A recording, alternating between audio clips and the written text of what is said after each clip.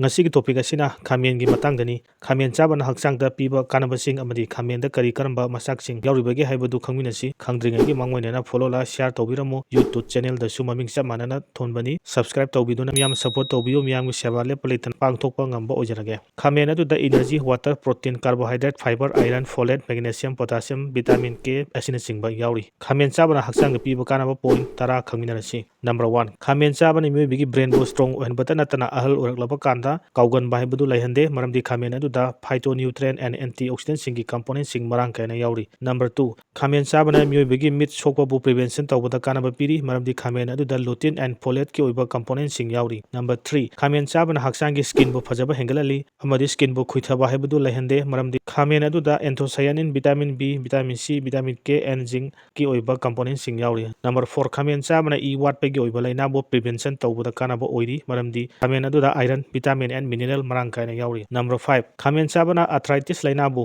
phanbada kanaba oiri maramdi khamen adu da folic acid niacin and antioxidant sing gi oiba component sing yauri number 6 khamen chabana maybe heart bu strong ohenbada kanaba piri maramdi khamen adu da niacin polyphenolic component and antioxidant sing gi oiba properties sing marang kaina yauri number 7 khamen chabana blood sugar bu level amada thambada kanaba piri maramdi khamen adu da fiber low insoluble carbohydrate and phenolic compound sing yauri number 8 khamen chabana cancer gi oiba laina bu namthaduna thambada kanaba piri maramdi khamen adu da solasodium glycoside and antioxidant sing gi oiba component sing marang kaina yauri number 9 khamen chabana me bigi saru bone bo strong ohenbada kanaba piri maramdi khamen adu da calcium magnesium and potassium gi oiba compound sing yauri number 10 khamen chabana aikoina sakibu sing yamna line digestion tawbada kanaba piri maramdi khamen adu da high fiber and antioxidant sing gi component sing marang kaina yauri khamen chabigi side effect asidi ka henjina charabadi digestion problem lakali kidney da stone legali allergy tawgali homjingbi mama oirabadi khamen chabigi no haina research singna phongdok lamba leiri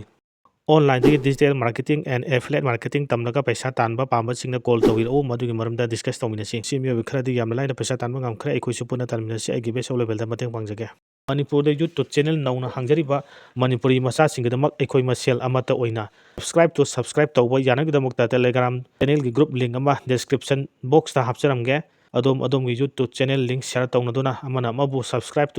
tawminasi amadi cooperation supinasi